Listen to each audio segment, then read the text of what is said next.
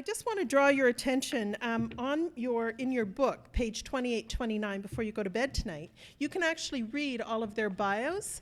I've decided not to read the bios simply because we have such experience here that I think it would be better to listen to them rather than to me. But I just want to tell you, this is called Career Development Practice, looking back, around, and forward.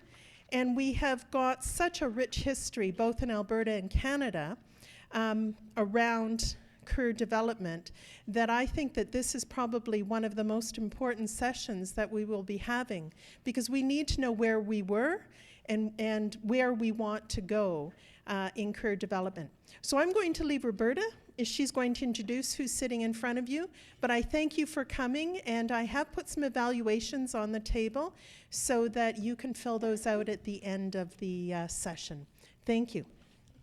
Excellent.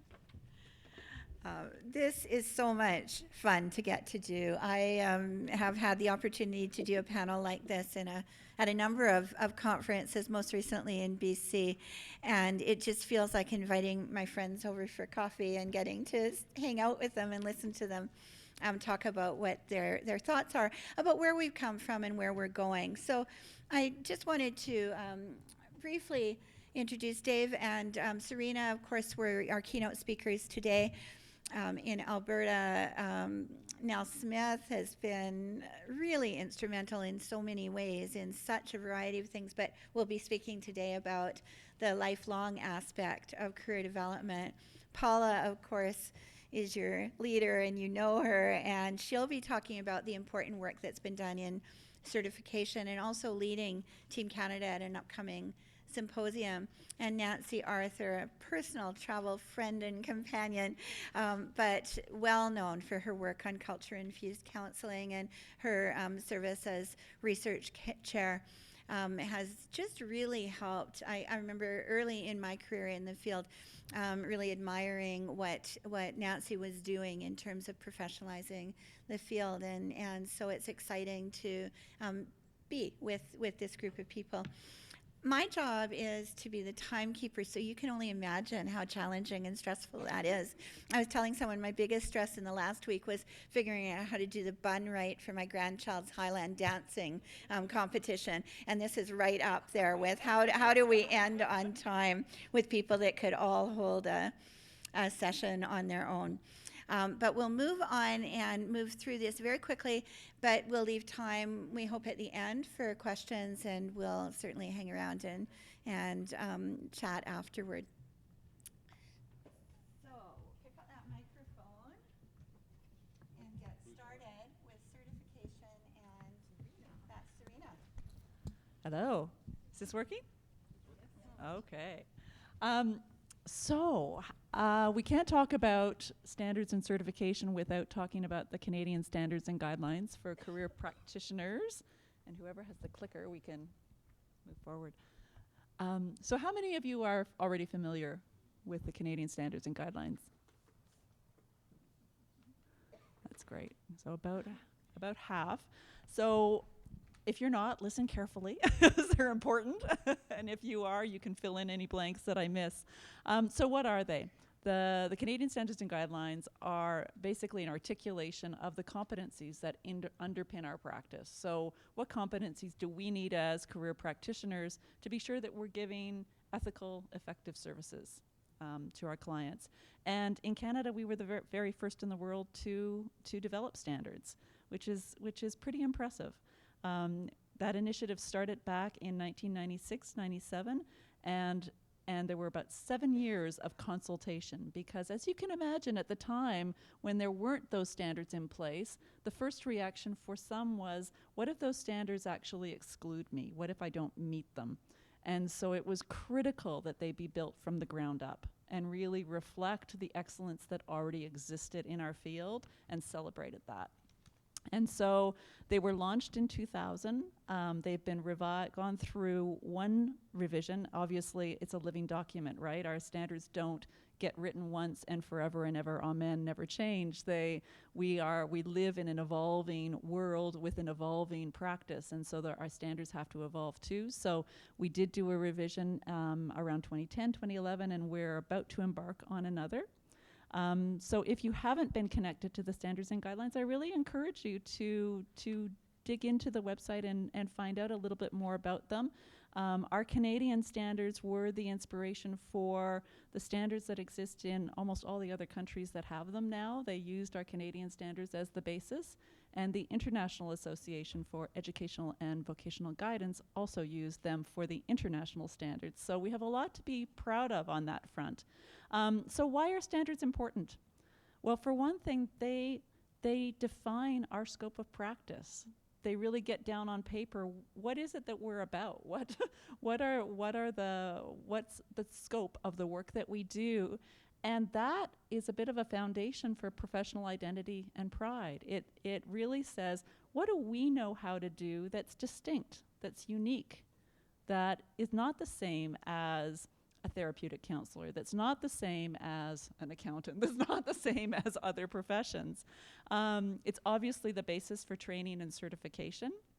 And what excites me is it's also the starting point for that ongoing evolution of our field. Like once you have down on paper what it is we think we're currently all about, as we evolve and grow and develop, it gives us a starting point for capturing that and making sure that we really are thinking of ourselves as constantly evolving and growing. So that's for me the most exciting part of the standards and guidelines. So I did mention that they're the basis for certification, and so that I'm just going to pass the power to Paula. There we go. Ta-ta-da-da. Does that work? Excellent. Okay. So certification. Alberta has the distinct honor and privilege of being the first province in Canada to launch voluntary certification for career development practitioners. It is something that we hold near and dear to who we are and to our profession, and certainly have been, I guess, the foundation for other provinces to develop and create certifications as well. So BC developed their certification shortly after we launched ours in 2005. New Brunswick and Ontario and Nova Scotia have since launched certifications, and CDAA certification has been very much a model to look at and to make better and to improve for all of the provinces that have come after. As an association, we're now 12 years into certification. We too are looking at our certification to see what we can do to make it better, to see what we can do to make it easier, to look at our recertification process, and also to get it into the technological age. I know you're all doing it by pen and paper right now and submitting it. We've got things in the works to make that a little bit easier for you. So we are a voluntary certification. That being said, in Nova Scotia right now, the government of Nova Scotia has said it's really important for us to know that our front-facing practitioners are competent and qualified to deliver quality service. And so they are making it mandatory for their front-facing practitioners to have certification, which is really a big deal around a voluntary certification program. So not regulated. I want to make sure that you're aware of the distinction between regulation and being mandatory. But the government has said if you want to work in this capacity, then you need to get your certification. You need to commit to that level of professionalism. You need to commit to ongoing professional development and lifelong learning around that. So it's pretty exciting for our profession that there is that movement. We haven't moved towards regulation. It has been something that we have talked about periodically. It comes up, you know, should we regulate? Would that help? Is that something that we should do? For the most part, practitioners kind of pull back a little bit and say, whoa, hold up. I'm not sure that this is a good idea. Although more and more we're hearing people say, yeah, we absolutely should be regulated. We need to be able to demonstrate that we are competent and capable and that we are a distinct field of practice and that we do provide a specialized service that requires that kind of protection for the public and that requires that ongoing recertification process. So it's been really interesting to have those conversations over the last as many years as I've been involved with the association. I've been certified since 2005, and certainly those have been conversations we've had for that entire length of time. Now in Quebec, there is a mandatory certification, but it's for counselors, not for career development practitioners. And so it's there's still that distinction between counseling and practicing and the requirements around certification for that. Very generally in Canada, the we've got way too many acronyms that have C's and D's in them. CCDP, the Certified Career Development Professional designation, is a very general certification. So people that are working in all different areas of career development can get certification as a CCDP and carry on doing their work. There are also a growing number of really specialized certifications. So if you are a resume writer, or if you are someone who's helping people to prepare for interviews, or if you're a job coach or a job club facilitator, there's a growing number of specializations as well. And one of the things that we're looking at nationally around certification is, would it be helpful to have some specializations added on to the CCDP designation? Is that something that would be helpful for practitioners? Would it be helpful for the public when they're looking for a practitioner to determine if that practitioner is going to be the best fit? With that very general certification, it's up to us as practitioners to say, this is my area of expertise. No, I don't do resumes. I only do interview preparation, or my focus is career preparation and career decision making. Would there be some value to that? And it's something that we're talking about in our certification working group. We've got over 20 organizations and 30 individuals that have come together across the country to talk about issues related to certification underneath the CCD umbrella, the Canadian Council for Career Development. Certainly Canada versus internationally in terms of certification. Do you want to talk to this one, Roberta? She's definitely the guru in this area. Happy to do that. So we have Canadian certifications, but in a global economy, sometimes people want their certifications to be benchmarked. And I say we have Canadian, but we don't actually right now have a standard across Canada. So if somebody wants to benchmark against certifications from other countries, many people in Canada have their GCDF, which is Global Career Development Facilitator designation. And that's replicated, customized for individual countries, but replicated in many, many countries around the world. So there's CDF or GCDF in Japan and Romania and in many, many other countries. There's the Educational Vocational Guidance Practitioner, the EVGP, and that comes out of the International Association of Educational Vocational Guidance. And that's what Serena was speaking about, that used our standards and guidelines as a benchmark for their own standards and guidelines and their own certification programs. So you would find that your comparison here would be quite similar. If you've completed programs, if you've completed any of Dave's company's training, then that's benchmarked to EVGP. Any of the life strategies training, any of Serena's training from CCDF. So all of our companies have benchmarked our training against EVGP, and you can get that certification if that's important to you to have something international. It's also interesting how the international world looks our way for developing training in their own countries. So Dave and I, through CCDF, through Serena's organization, have had the opportunity to do a lot of training in Saudi Arabia in the last couple of years. And that training was based on the Canadian training that was originally benchmarked to our certifications locally, but it has since been benchmarked to EVGP. So I think you can be really proud of what you've started in Alberta and how that notion of formal designations and formal training and certification, and also keeping it current, has been replicated in different parts of the world. And I will say, although we don't have a national certification, thanks to Paula's leadership, we do have an articulation of the common standard, the minimum common standard that exists across all of the provincial certifications now. So I do feel like we're moving toward that day when we might have one national certification. At least the baby steps are being taken toward that. So speaking of completely absurd acronyms, ICCDPP stands for the International Center for Career Development and Public Policy, another organization that really has Canadian roots. So back in 1999, a few countries got together, including Canada, and we were kind of grumbling about how, our field, there's all these silos. Policymakers never really pay attention to what the front lines have to say, and they're out of touch with frontline realities, and they don't listen to research, and they don't let research inform their policies. And then researchers are kind of, they don't necessarily get heard by those policymakers, and they don't often get opportunities to be connected to the front lines and to have their research really inform day-to-day practice in the way that it might.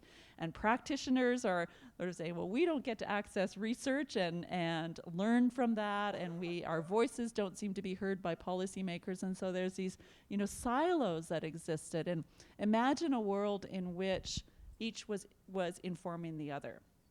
And so we thought, well, why don't we stop imagining it and try to work toward that? And so the first international symposium on career development and public policy was held in 1999 here in Canada. And it brought together, that first one, 14 countries. And it had a very interesting process. So I just want to talk a little bit about the process because the results really relate to the process. So the way these symposias work it's not at all like a conference.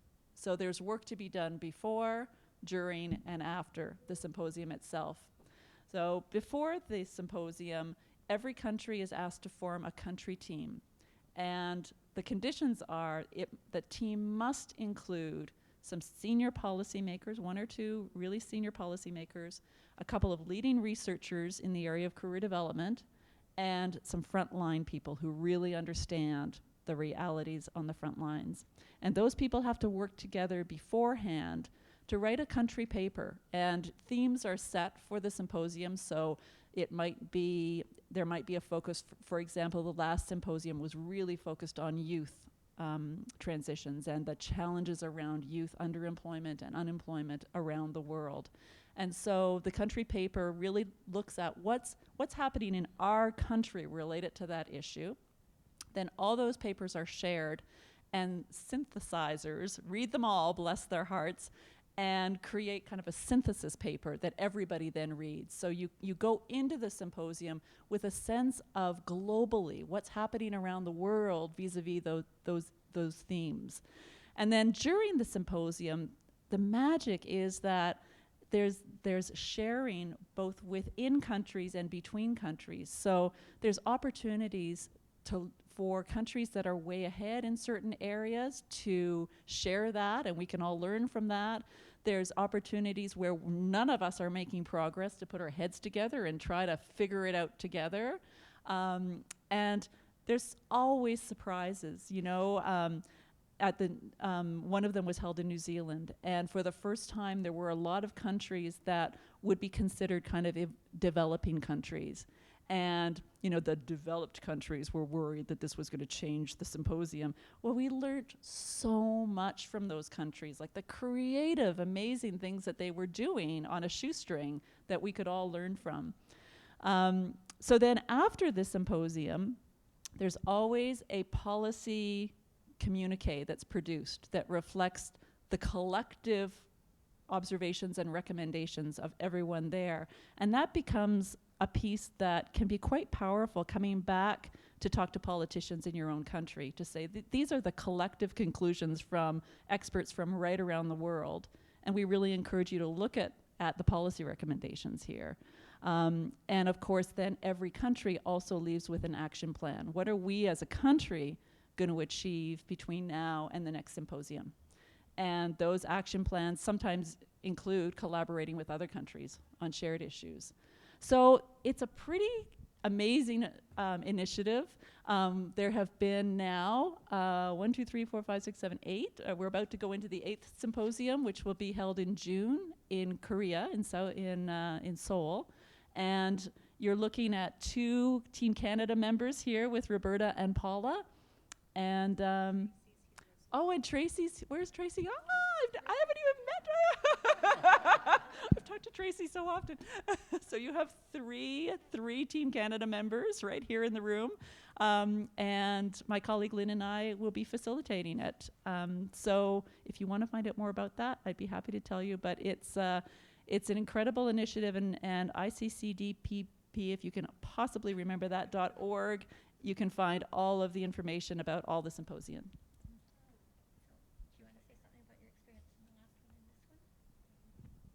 Sure, yeah, so I'm happy to just provide kind of a little bit of an overview about my experience last year. I can tell you I was so excited and honored to be invited to be a part of Team Canada, and I thought, given all of the amazing places that the symposium had been prior to that I was going to get to, go somewhere really exotic. And then we found out we were going to Des Moines, Iowa. And I kind of went, oh, well, okay, but I'm on Team Canada, so it doesn't matter. As it turns out, if you ever get the chance to go to Des Moines, Iowa, go. It is so amazing. We had the best time. So the symposium experience is very different than a conference experience. You don't go and, sit and listen. You go and you work really, really hard. Very intense. It's a really intense 3 days. You're doing all of that pre-work, but the amount that I learned and that I was able to use to influence my own practice and my work with the association was phenomenal. So we met people from all over the world and heard about the amazing things that they're doing, and we're really able to walk away with an action plan that we could bring back, and in the smallest of ways and the biggest of ways, implement something that could make a difference for the people that we support, our clients, for our profession, for the rules and the regulations that govern the way that we do our work. So it was really, really amazing, and I'm delighted to be able to go back this year and report back on the work that we have been able to do. Certainly revitalizing the standards and guidelines, or revising the standards and guidelines, was one of the things that came out of that. We recognized that ours are sadly lacking in the area of technology, and that there are some other things that we really need to look at. So, while we didn't finish that over the last 2 years, we've got a plan to move forward with that. There were some ideas about ways to engage with people and stakeholders and decision makers that we've been slowly working at different places across the country, certainly government being one of them, and having been recognized in the legislature in the fall for Canada Career Month. And having had the opportunity to talk on Global Calgary about Canada Career Month, it was Canada Career Month. Yes, last year was the first Canada Career Month. That was another big thing. So lots of, I think it really helped to spark some creativity and some ideas that we can really bring forward and use to move career development as a profession forward into the next 20, 40, 60 years. So we're going to segue very nicely from that notion of certification and being connected internationally and looking at policy internationally into training. And I'm going to have Dave talk about where training originated, because yet again, it's here. It's in Alberta, or at least English, certainly English training.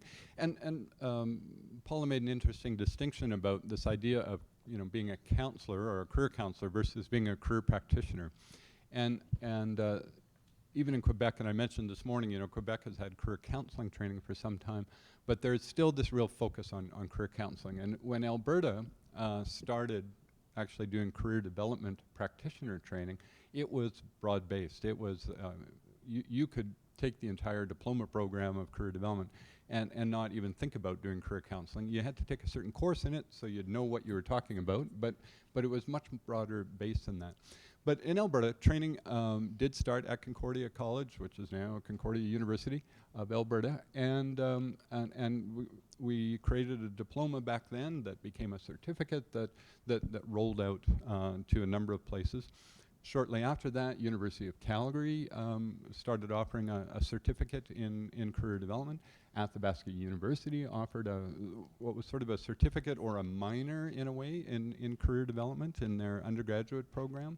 I believe Bow Valley College did for a while. This training, it's interesting, right? Because it started rolling out and being picked up elsewhere, sort of like the standard and guideline stuff. And then it started just fading away. And so in fact, Concordia just folded their program this year, I believe, or a few months ago. And UC's morphed into something else, and Bow Valley doesn't do theirs anymore. But there is one little saving grace. The Alberta government, through Alberta Works, started an internal training program years ago that we developed for them and we deliver for them. And that got bigger and bigger and bigger until it became a program and became internationally certified. And then the government supported that being rolled out to non-government people. And so we have, I think over 200 graduates in First Nations across the province right now in that program. And it's been very well supported, and it is internationally certified. And so there's still life in training here. And so at a similar time, a little bit of time after training started in Alberta, in BC, which is where I'm from, we took the Alberta training, I understand, and started offering it at Douglas College, and then a similar training program that was benchmarked to the GCDF was offered at Simon Fraser University.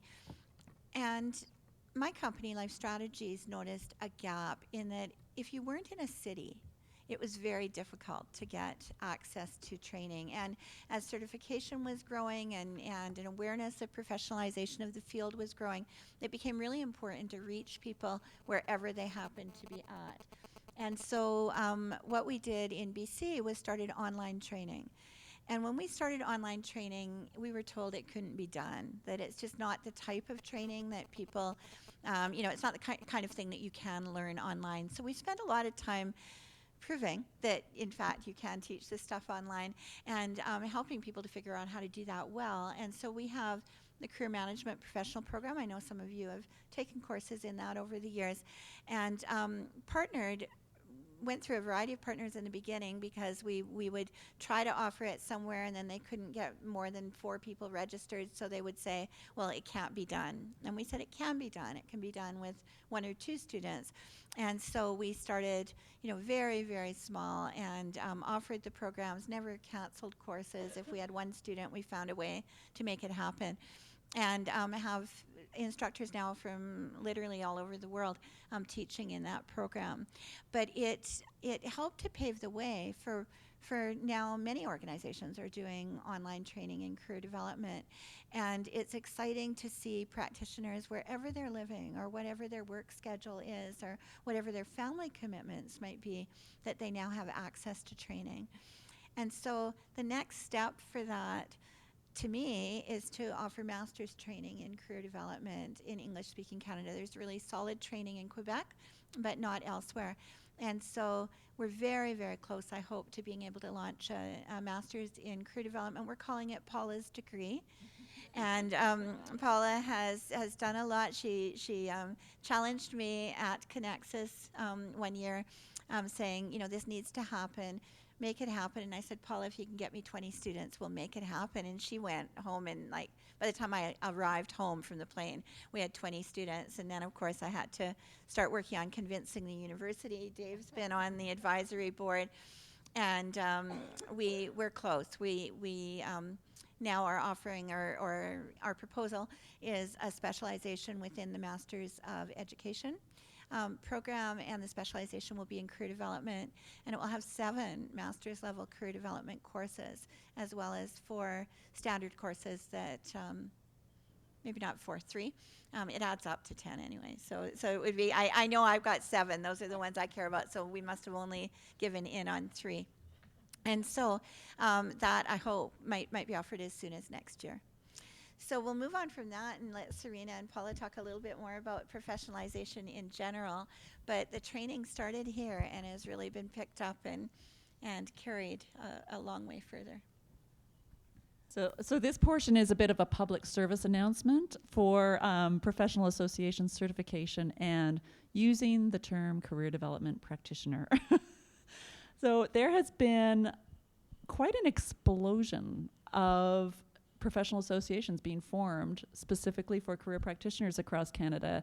It is very recently that we had, Alberta, BC, and Ontario on and off, and nothing else. And now every single province has a professional association for career development practitioners, and they're all working together under the umbrella of the Canadian Council for Career Development to really be working collaboratively and to be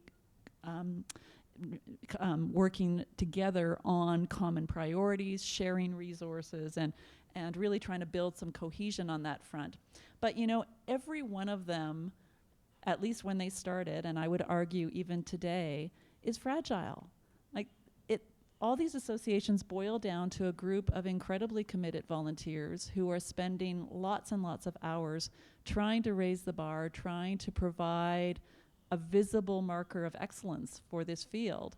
And they need your help. They need, whether it's by becoming a member if you're not a member, whether it's by becoming certified if you're not certified, or whether it's making sure that everywhere you go, everyone you meet, you talk about being a career development practitioner. Because I can tell you, we have more titles for ourselves than any other field out there. And it's confusing for the public. And it means, in the end, that our field is hidden. Are we coaches? Are we counselors? We call ourselves so many different things. And, in some ways, I don't care what we choose to call ourselves, but let's agree on one and use it all the time. So if it's going to be career practitioner, let's use career development practitioner, because, it's not sexy, but neither is general certified accountant. But we all know what that is because they all call themselves that consistently. So surely we can do that. I think for me, there's incredible work being done in our field. And it pains me to know how hidden it is. And we need some visible markers of that excellence. And in my view, those markers are a strong professional association, certification that is not a nice to have, but really an essential, and a really consistent use of terminology so that the public hears those same messages over and over again. So I think that we've come so far in terms of professionalization, and now it's a matter of tweaking and honing. We've got the sort of infrastructure in place. Now let's really support it and allow it to flourish. And that, do you want to talk about Alberta? I'll just say really briefly, and I mentioned this morning, for the first time since 2010, our association has over 300 members. There was a time not very long ago where the association was in absolute danger of not existing anymore.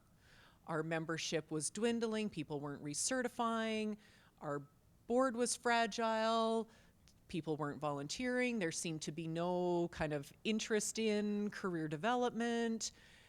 And then something happened, and that all started to turn around, and the membership has been slowly growing, and there seems to be more recognition. People are starting to talk about the association. I'm getting emails all of the time from people about, I just heard about the association, and I heard about certification, and what do I have to do, and how can I get certified, and how can I be a member?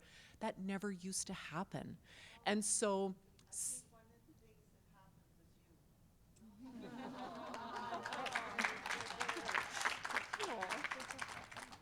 thanks, Emily. That was sweet. Thank you.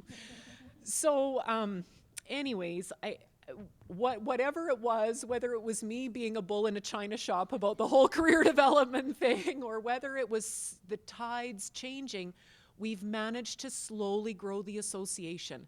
There are more than 300 career development practitioners working in Alberta. I would say thousands, 3, 4, 5. Tracy's saying keep going up. I mean, just in the government alone, people that are called career and employment consultants and all of the other occupations around that and other job titles around that, we all need to be members of our professional association if we are going to be the profession that we so desperately want to be, if we are going to be recognized the way that we so desperately want to be recognized. And so kudos to you guys for getting the association to 300 members. Let's get it to 6, and then let's get it to 12, and then let's get it to 24. Let's just keep growing the association. We are stronger together, and we can do more and do better together, not just for our profession, but for the people that we serve. And I think we owe it to them to do that. So there's part 2 of the public service announcement.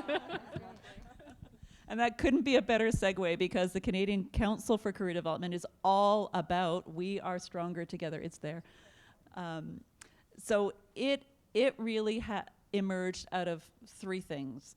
One was the sense of isolation and reinvention of the wheel. It started out with CDAA, the BC associations, there was several of them at the time, and Ontario coming to our organizations, CCDF, and saying, can't we work together? You know, we're all off in our own corners, and we're working on more or less the same issues and having to create the same kinds of tools and systems. And wouldn't it be better if we were doing this together rather than reinventing the wheel over and over again? Wouldn't it be better if we were collaborating on our common issues and priorities? Because, you know, it's not like we're facing dramatically different issues, where our clients' issues are very similar across the country. In an advocacy role, wouldn't it be better if, rather than a whole bunch of small voices across the country trying to be heard, if we could have one unified, strong, really strong voice that could be loud and proud on the issues that need to be heard? And that really was the genesis of the Canadian Council for Career Development. So its membership consists of all of the professional associations across Canada, as well as almost immediately after the council was formed, other groups started to come forward and say, well, why aren't we part of this too? So for example, several post-secondaries that train career practitioners wanted to be members. Several government departments that fund career services wanted to be members. Yes, yay, Tracy. A number of large organizations like Aspect and RCode and One Step, that sort of are networks of service organization, are members. And it is a completely voluntary, very low red tape kind of organization that is all about action. It's all about our field trying to say, what are the biggest issues that we need to try to tackle, and let's tackle them together. So the council really consists of working groups that change as the issues that we're trying to deal with change. Right now, we have 3 active working groups. One is focused on professional associations and certification, and Paula chairs that group. And it's been phenomenal because it does get all of the professional associations together on a very regular basis, talking to one another. And some amazing things have resulted. We've trademarked CCGP, we've trademarked, we've been working with the National Occupational Classifications to try to get career development practitioner in there. Which is no small feat, let me tell you. And we've worked at articulating what is the commonality across all of the existing certification initiatives, so that it doesn't feel like a dog's breakfast quite so much anymore. There's a bit more cohesion across different provincial certifications, and more capacity for a practitioner to be mobile and carry their certification from one province to another.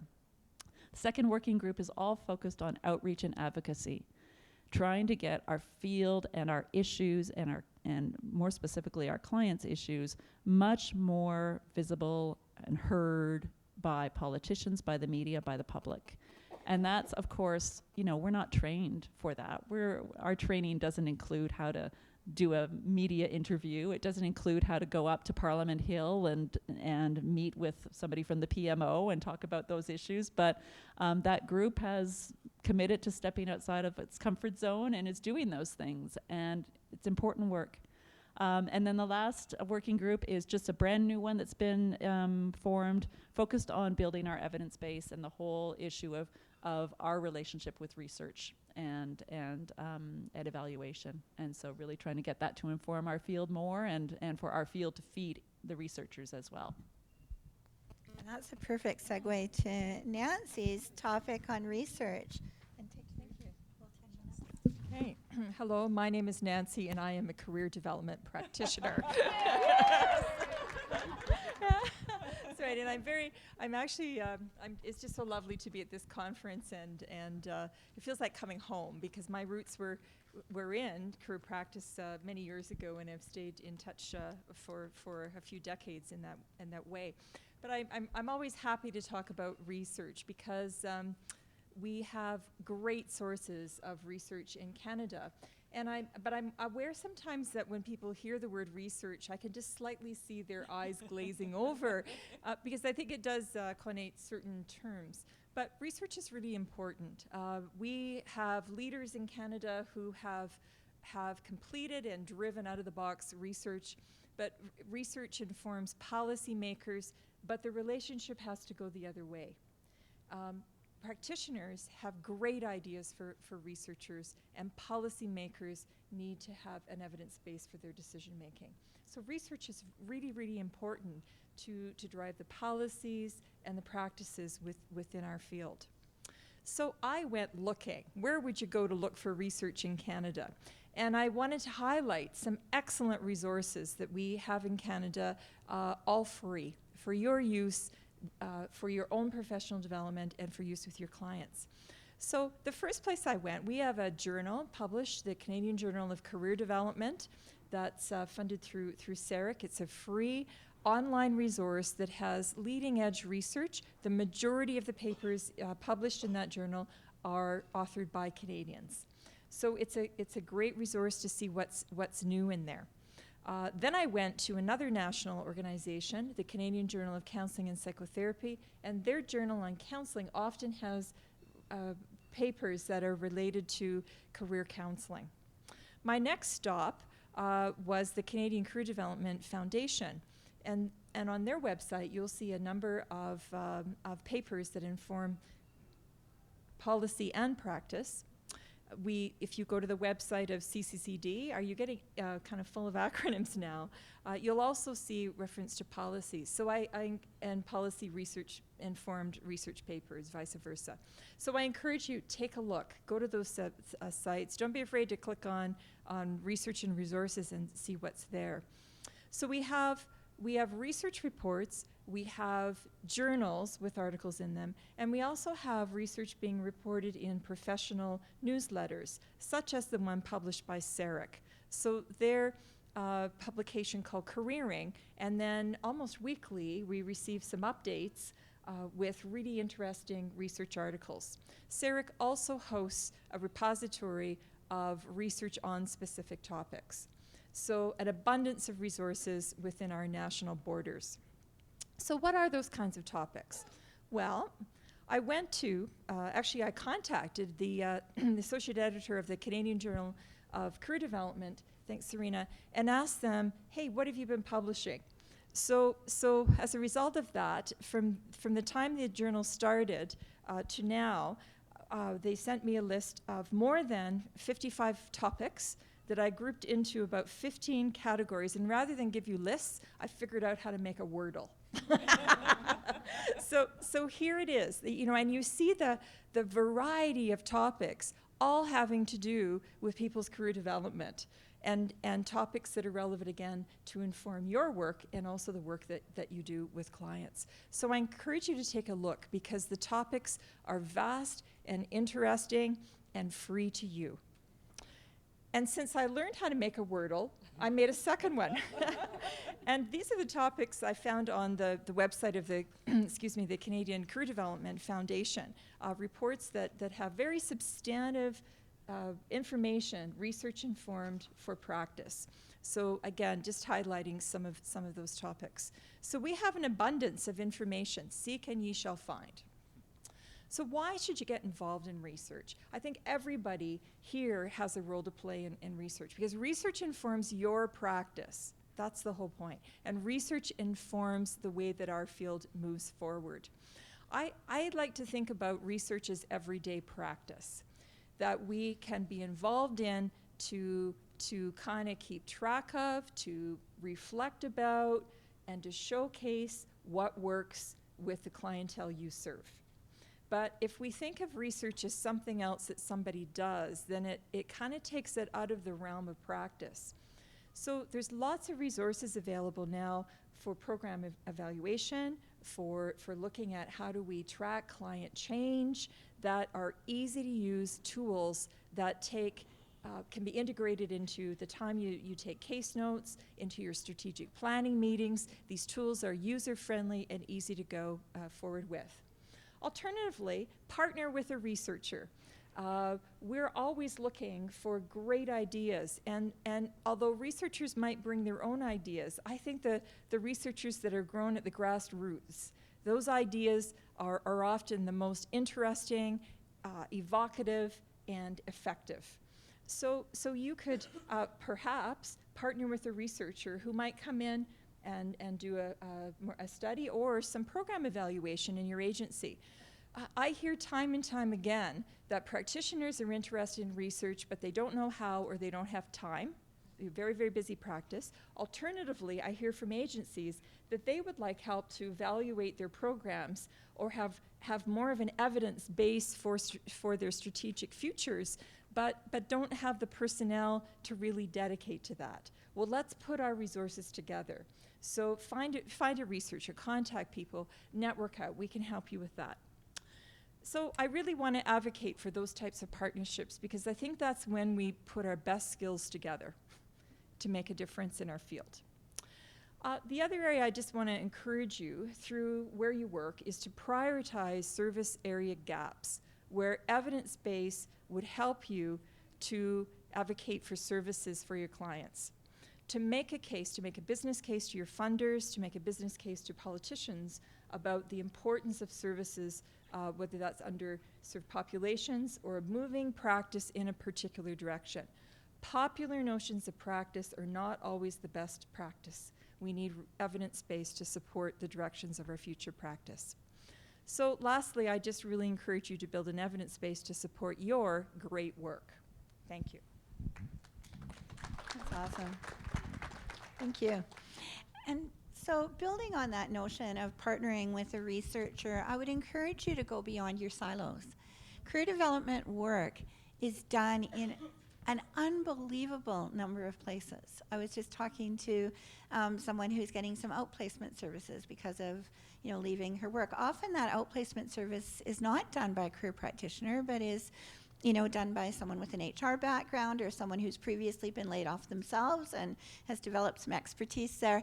But career practitioners are often left out of the work that we'd be really well suited to do.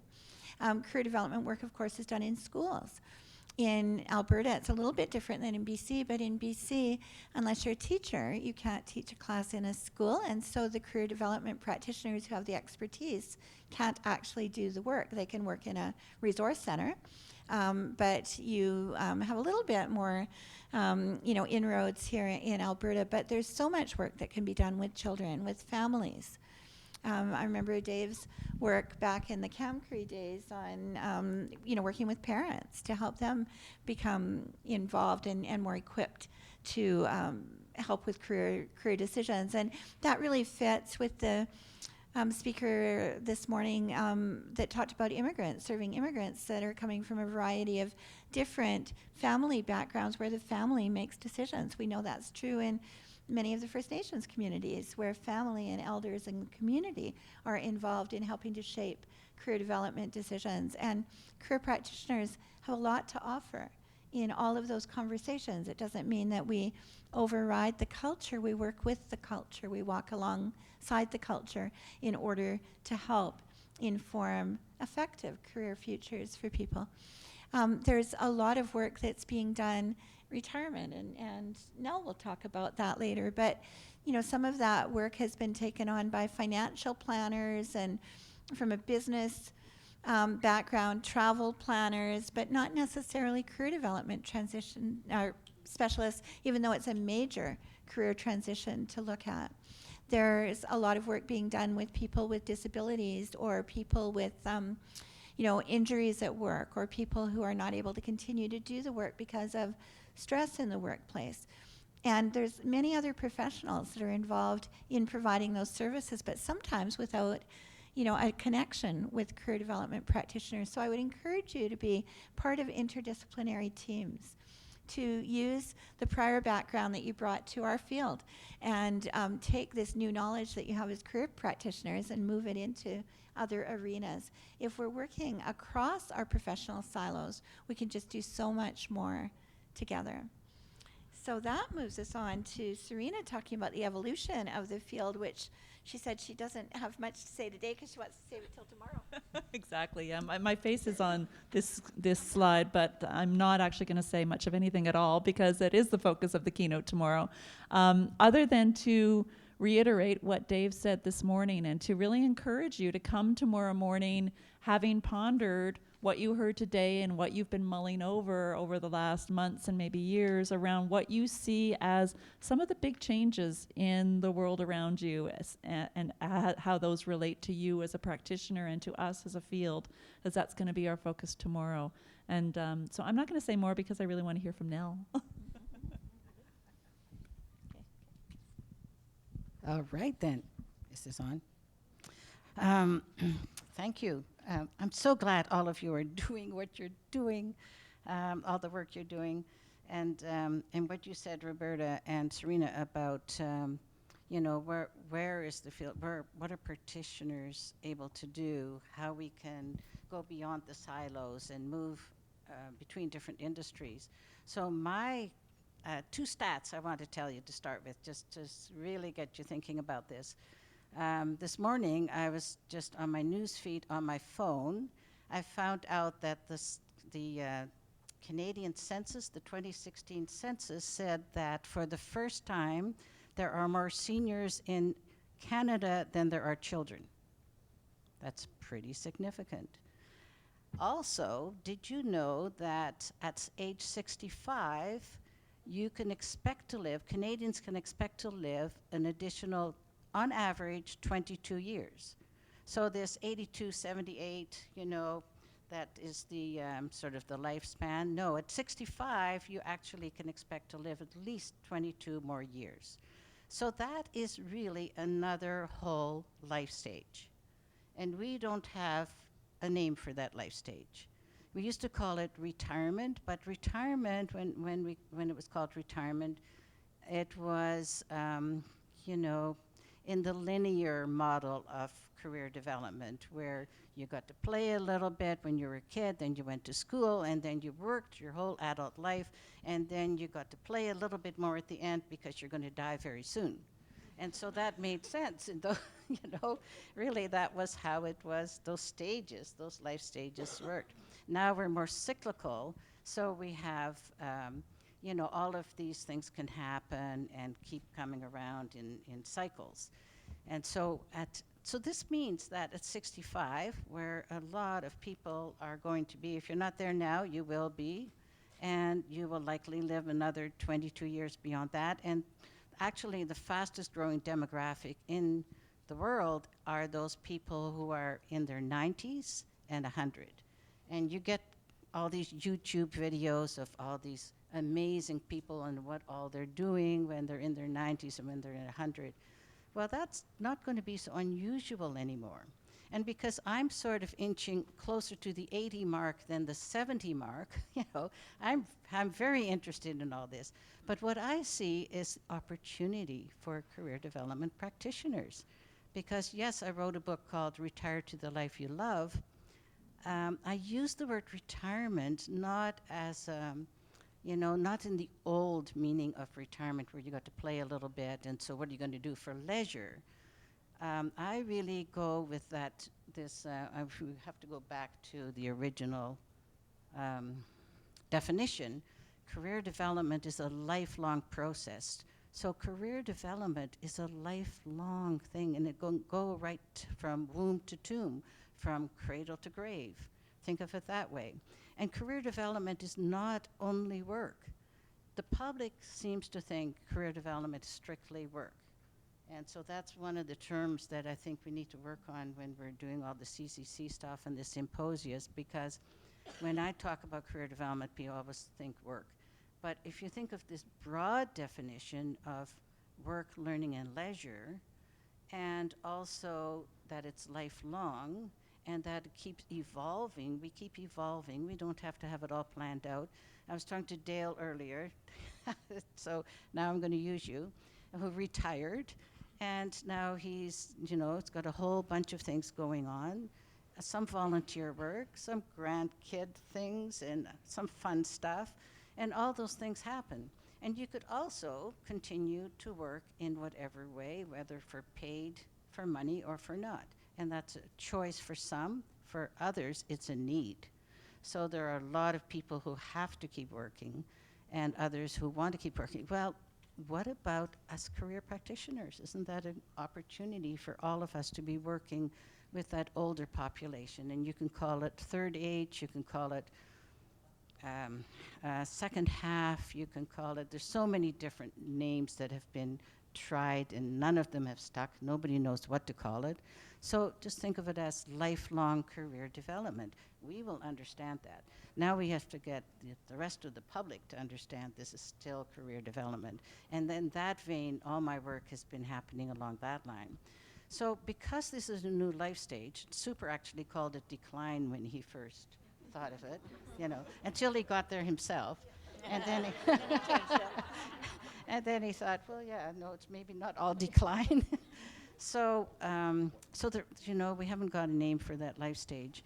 And there are no models that are specific to that life stage. So I created one. And so this is a few more clicks over, whoever's got the clicker. Yeah, here. So I call it the 6 circles of life. And this came to me as sort of an insight. I've already been doing quite a few workshops and developed programs for Retire to the Life You Design. I was doing that with various organizations and businesses and government workers. And it was, at first it was a very left brain model I had. And it was all these little boxes of things. And then I thought, no, that's it's not little boxes. Everything is integrated and overlapping. And so I woke up one morning with this model, which was overlapping circles.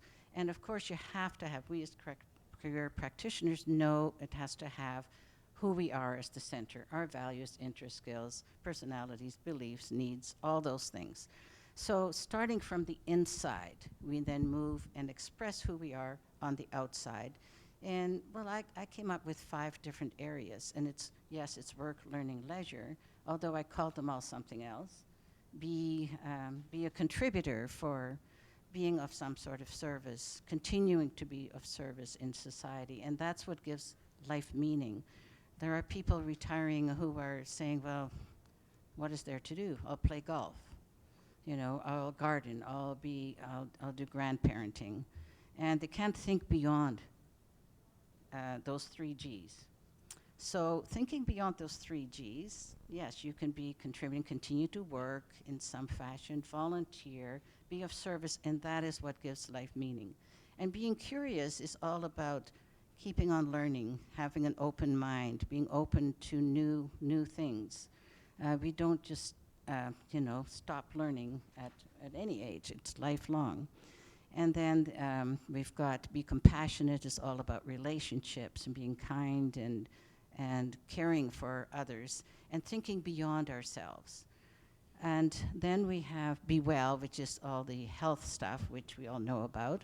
And people don't really know about what this Just Be is all about. Well, if you were at the mindfulness training or the mindfulness workshop, like Dave said this morning, that's a new trend. And this is more about the joy, the peace, the spirituality.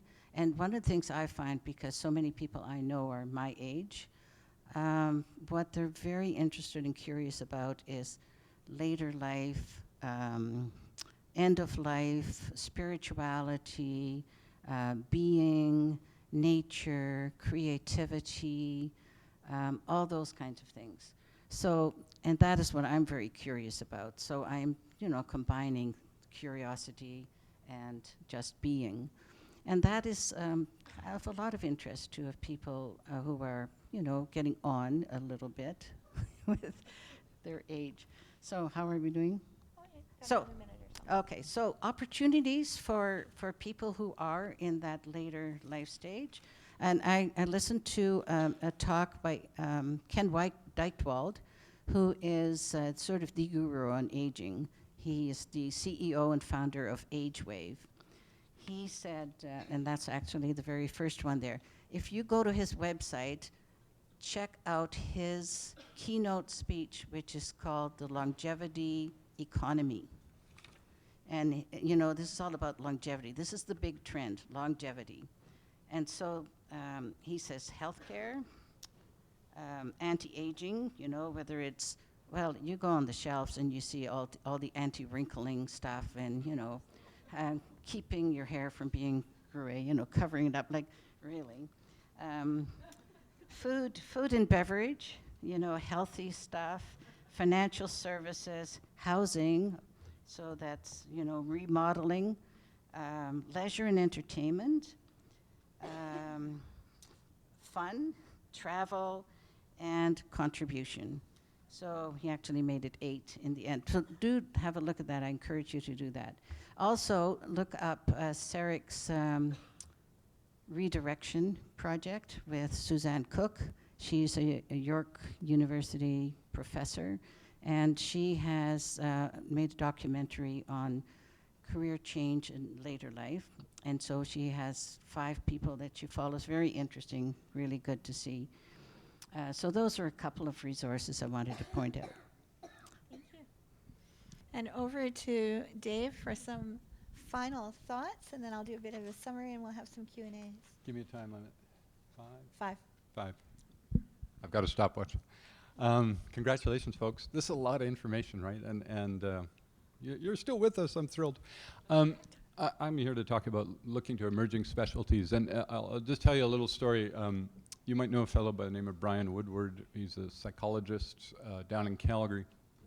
And years ago, I was working with him on a project down at U of C, and we went for beer afterwards, and just trying to chat, and didn't know the guy very well. And I said, so what did you do last week or whatever? And he said, well, I was at this chemistry conference. I said, chemistry conference? That's kind of interesting. Aren't you a psychologist? He said, yeah. I said, he said, you're a career development person, right? I went, yes. He said, so when you go to a career development conference, how much do you learn? How much new stuff? I go, well, a trick here, a trick there, an idea here, I don't know, it increased my knowledge maybe 1%. He said, yeah, go to a chemistry conference. 100% new, all of it.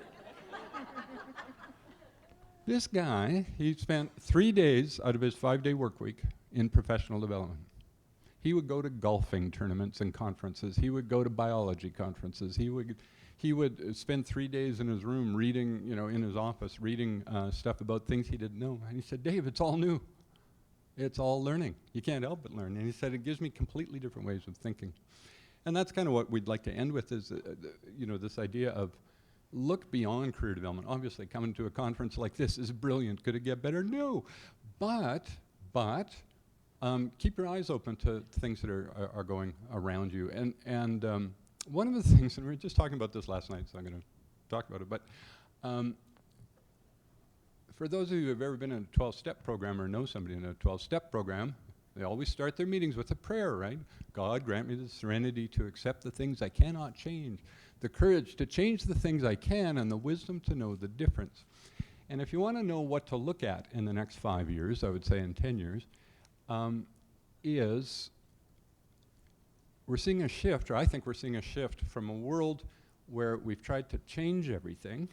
We've tried to have the courage to change our weight, our gender identity. If we were gay, we tried to be straight. If we were heavy, we tried to be slim.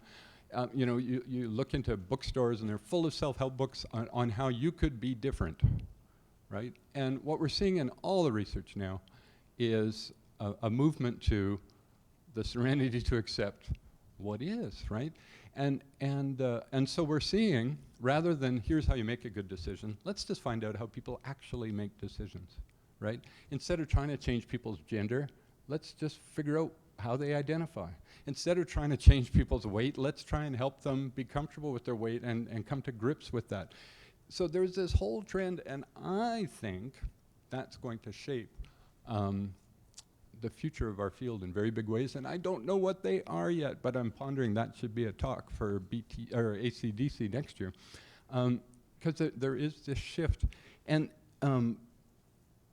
within that, I would say start paying attention to mental health and what's going on in the mental health field, partially because it's incredibly well funded compared to our field, but partially because we're finally getting this grip on we have mental health issues in this country. 1 out of 6, 1 out of 5, depending on the stats you look at, of people. StatsCan said yesterday 1 out of 6 Canadians sought formal treatment for mental health last year.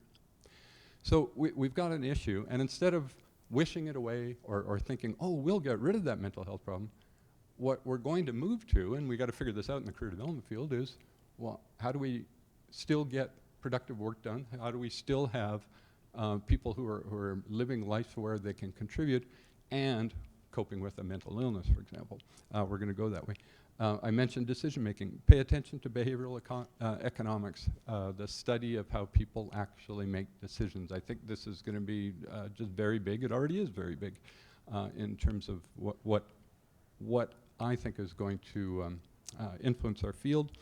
The other thing that isn't going away, and this is one area where we're just so much better than many countries, is this notion that we do have different cultures in front of us at all times in our offices, right? Whether that culture is a culture of race or a culture of heritage, or a culture of gender, or a culture of demographic, different ages. We have different people in front of us, and it is up to us, rather than wishing they were all just like us so we could use our standard counseling stuff. It's time for us to accept they're not changing, they don't need to change, and they shouldn't change. We're the ones who need to figure out how to help them. And that's my 5 minutes. Thanks. This is a miracle you just witnessed in front of you, to have 6 people and right to the minute when we had anticipated doing it. That's pretty spectacular. Thank you, everyone. We will turn it over to you in a few minutes for some questions. Okay, I was just going to do let's go for the questions, and then I'll do a quick summary. Actually, it's really, hi, my name is Bobby, I'm from the Blood Tribe, and it's rather a concern, and also an eye-opener to hear what Dave just last said. So again, I'm Bobby Wells from the Blood Tribe, and it's not really a question, but a concern, and I want to become a member also, and I'm also a career development practitioner. So with our concern on the reserve, some of the issues are, we have a lot everywhere else. I really liked what Dave said. Don't change the person, because let's work with the person, right? And what we have there. And it's some of the things that we go through every day, looking at all these concerns and challenges that we deal with. But what the lady at the end said, the second one, I'm sorry, I didn't. No? Yeah. She talked about career development, lifelong journey, right? My concern right now and how important a career development practitioner or becoming a member is so important, because we look at the retirement, it's at an increase, and the children, like you said, has gone down, right? The numbers in the population. Well, it's with the numbers that have gone down, the ones on our reserve are all in some type of addiction challenge, especially with the OxyContin and all that stuff. And I'm looking at and I'm thinking, okay, well, when I retire and we're shifting this way, they're going to be taking care of me, but are they going to be okay? So when it comes to career development practitioners or counselors, whenever we get the name straight, I don't mind the development practitioner name, but we really need to keep this going. And it's always stood out to me, because I've been coming to these things. I think my first one was in 2008. I'm pretty sure when I worked in Lethbridge. And I've been constantly making the blood tribe come to these things and encouraging them. But the thing was, I was always a non-member. So I really want to encourage, I think, as Blood Tribe to become members. And also, I'd like to look into the certificates. I do have one, but even more. But like I said, in that shift change, it's a lifelong. And I can see that it has really developed on our reserve, and it has moved a lot of people looking into self-sufficiency, better living, the acknowledgement, things that we have lost so long ago. And I'm so glad to hear Dave say that, we're still here. The Blood Tribe is still here. We're not going to go away, and work with us. You know what I mean? So that cross culture, and he brought that up too. Even the lady, again, is with the spiritual thing. We're very spiritual. So thank you. I just wanted to add that. Thanks for offering that. Are there any other comments, questions? We now have a roving mic out there, so that scared the living daylights out of you, hasn't it? Anne, great, thanks.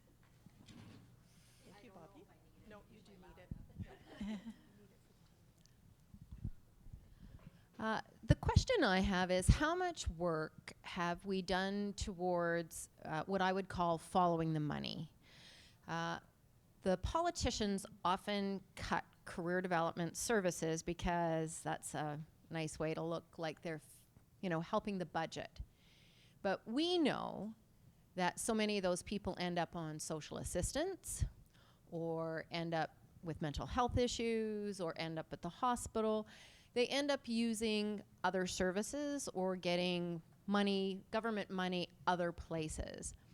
Have we ever looked at saying, okay, you know what, we need to track the money in order to find out and show our actual impact on the country and the economy?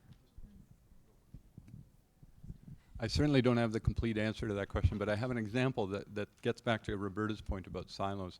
Somewhere around 24 years ago, we created this initiative called Kids in the Hall, a training program. It's a restaurant in City Hall. I encourage you to go there. And it's initially for street kids, for unemployed youth, who learn how to work at this restaurant, but they also have a little school appended to it. And U of A, we got U of A researchers to come in and do sort of an analysis of recidivism, because more than half these kids were from the criminal justice system. And make a very long story short, this program made the government money. It went from, like kids have something like an 80% recidivism rate. Kids in the Hall kids have a 7% recidivism rate. Cost at that time $75,000 to keep a kid in the Edmonton Young Offender Center. So you keep 20 kids out of the Edmonton Young Offender Center, you've now more than paid your program. And guess what? The department paying for Kids in the Hall isn't Alberta Justice. So that department doesn't save a penny, right? Alberta Justice saves all sorts of money. Alberta Career Development and Employment, or Alberta Human Services doesn't, right? So you can show that stuff, but then you got to get past all the silos that say, yeah, by doing that, and that's your very point, it's indirect, right? So yeah, we'll save you mental health costs, but the one you're saving is going, well, I don't pay for mental health costs, what do I care? Yeah, it's interesting. And you also need a government that actually cares about research. As we have, and I don't have a full answer either, because there's still a lot of work to do to really show a return on investment and to make that financial case. But having said that, we do have, both here in Canada and internationally, some really strong, rigorous research that is showing clear impacts of career interventions around, knowledge, skill development, employment outcomes, all kinds of intrapersonal issues that would have mental health and other social service cost impacts. And all that research is published. It was funded by government, and yet they really haven't paid very much attention to it since it was published. And so I think an interesting question for us to ponder as a field is, how do we actually get politicians interested in our research and putting A and B together to really recognize that our field is having an impact that could save them significantly? And that brings us exactly to 4 o'clock. So thank you so much for being here. I hope that it's been a time of learning and encouragement and insight for you. And maybe you'll each leave with an idea of where you can just push our field forward, push your work forward in a slightly different way, incorporating research, incorporating more work across the lifespan, working across your silos, being very involved in professional associations, getting more training as you identify training gaps for yourself, and just generally contributing to growing us as a profession. So thanks so much for being here.